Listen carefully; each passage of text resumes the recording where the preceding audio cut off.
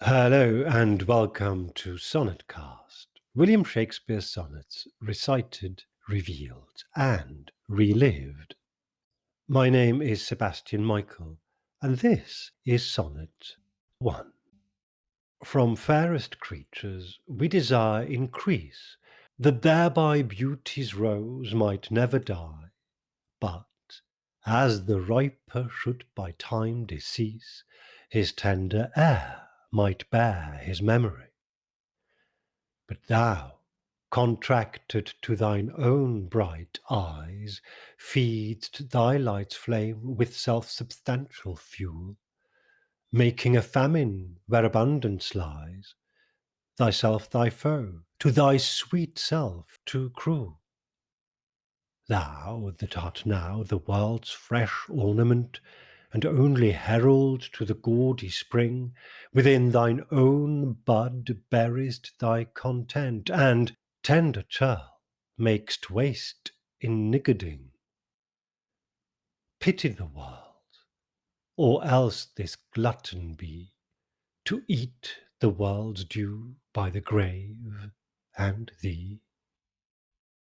Sonnet 1 is the first of the originally published sequence, and that makes it also the first one of what are known as the Fair Youth Sonnets, which by definition also makes it the first of the Procreation Sonnets. And we'll get into what these terms mean in just a moment. But first of all, what does the sonnet actually say? From fairest creatures we desire increase. From the most beautiful beings, creatures are beings quite generally, not as in our sense today, mainly animals, but also human beings.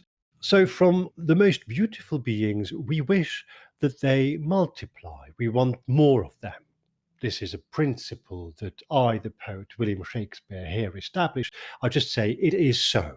That's generally the case. We want more of beautiful things. The implication, of course, here is that the young man, whom we will know very shortly this sonnet is addressed to, I'm not saying we will know very shortly who the young man is, but we will know very shortly that it is a young man.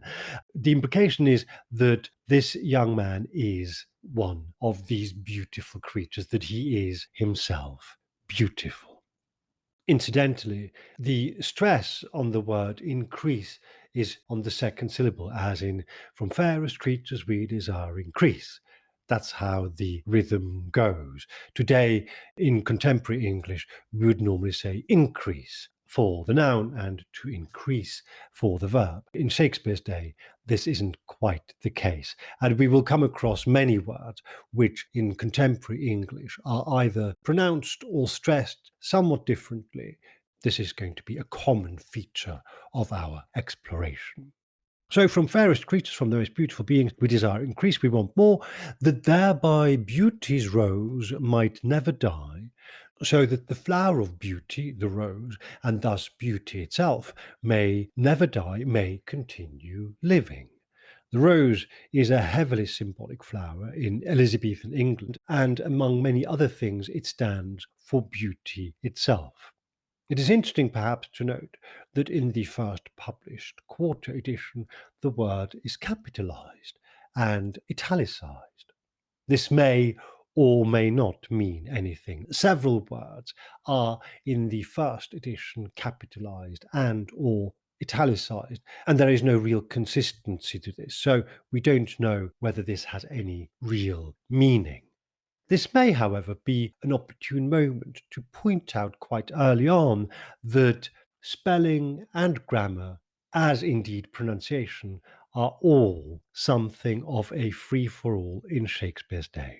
He himself uses many different spellings of individual words, and typesetting was very often haphazard and down to the printers or typesetters' quirks, sometimes determined by something as basic as what physical letters were actually available at the time in the typesetter's case. Almost There are probably some exceptions, but almost all the textual difficulties that these sonnets present stem from such inconsistencies and from obvious printing and typesetting errors. And this is also where the majority of the variations between different editors of the sonnets stem from. But let us continue with the sonnet. From fairest creatures we desire increase, that thereby beauty's rose might never die, but as the riper should by time decease.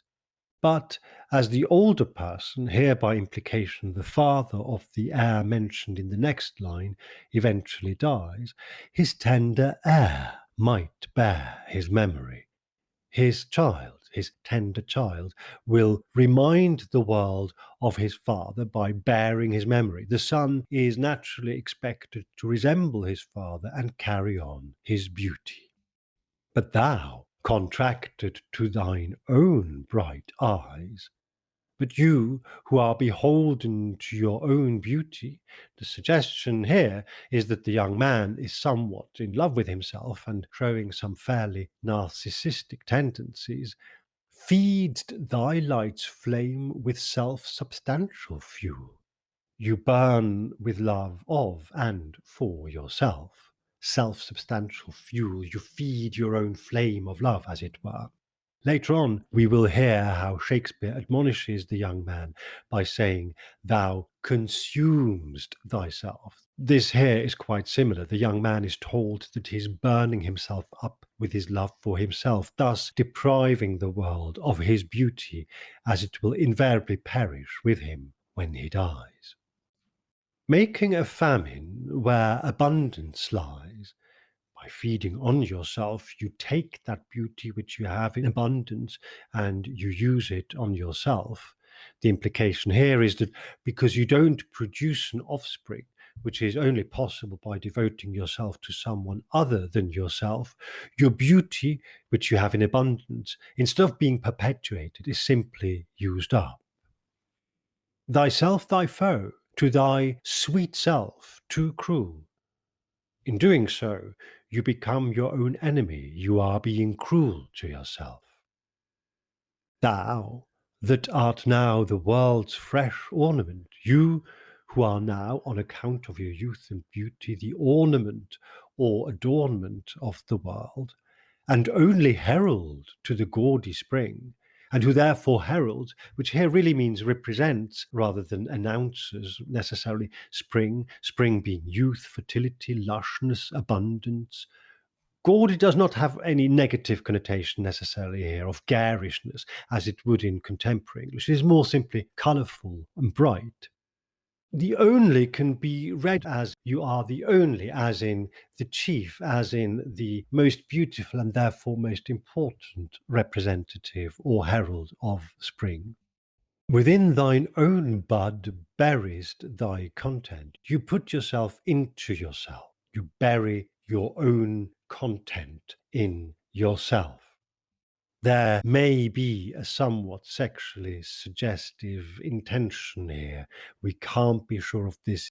But the main point is that you can only create an heir if you pollinate another flower, not yourself, if you share your content with somebody else. The young man is admonished for not doing so. And tender churl makes waste in niggarding, and you are being wasteful in being miserly.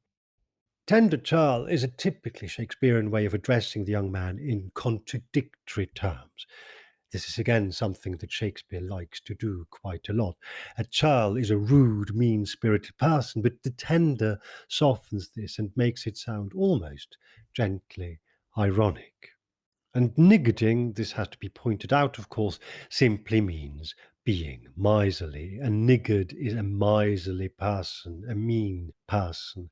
As a word in the English language, it dates back to the 14th century and has nothing, really, not semantically and not etymologically, it has nothing to do with the racial slur that it might quite easily be confused with, which was coined much, much later. Pity the world, or else this glutton be, Have pity on the world, or else you will be and will be considered a glutton, somebody who greedily and selfishly feeds himself, to eat the world's due by the grave, and thee by eating yourself up, and thus taking yourself and all your beauty, which after all belongs to the world, to the grave with you when you die. Now, as I explained in the introduction, we cannot know whether this is the first sonnet that Shakespeare wrote. And as I also pointed out, in fact, recent research and analysis of his use of vocabulary suggests that it most likely isn't. What we do know, though, is this, that the first quarto edition of 1609 puts this sonnet first and gives it the number 1. And we also know that Shakespeare was alive in 1609, and while we can't know whether he authorised or let alone prepared this edition, we also have no record of his challenging or contesting it at the time. I explore this in a little more detail in the introduction, which is already available on this podcast, of course. Our approach with Sonicast is to go by what we know and have, and what we know and have are the words as they were originally published. And so I will simply treat this as the beginning of our exploration. And what is pretty clear is that in the constellation that it fits into, which is the Fair Youth sequence or the Fair Youth portion, which is the majority of the sonnet, it might as well stand at the beginning, because there is no evidence that it shouldn't. And within the Procreation sequence, which contains the first 17 sonnets that are addressed to a young man, it may also stand quite happily where it is, which is at the beginning. So here now, in Sonnet 1, William Shakespeare, for reasons we don't know, tells a young man, of whom we don't know yet, and will never know for absolutely certain who he is, that he is being miserly and selfish by not sharing his beauty with the world. He, Shakespeare, gently admonishes him, the young man, for being somewhat obsessed with himself, and implores him to take pity on the world and give of himself by producing an heir who will then be able to remind the world of his beauty by continuing to live even after he himself has died. The sonnet thus sets the theme for the Procreation Sonnets, as they are all concerned with this particular aim, to convince a young man, this young man, that it is now time to marry and to have children, with the express purpose of producing an heir. This, in Shakespeare's day, means by necessity a boy. This is more or less all we know so far. The poet William Shakespeare is telling a young man of unnamed identity that he is wasting his beauty on himself and depriving the world of its due by not having children, and asks him to change his ways. The most immediate questions that present themselves are, of course, who and why? Who is this young man, and why is Shakespeare at all concerned with the perpetuation of his lineage? This sonnet, number 1, does not answer these questions, and so it will be part of our journey of exploration to look out for clues, of which, thankfully, there will be quite a few. And so I hope you will join me again next time as we recite, reveal, and relive the sonnets of William Shakespeare.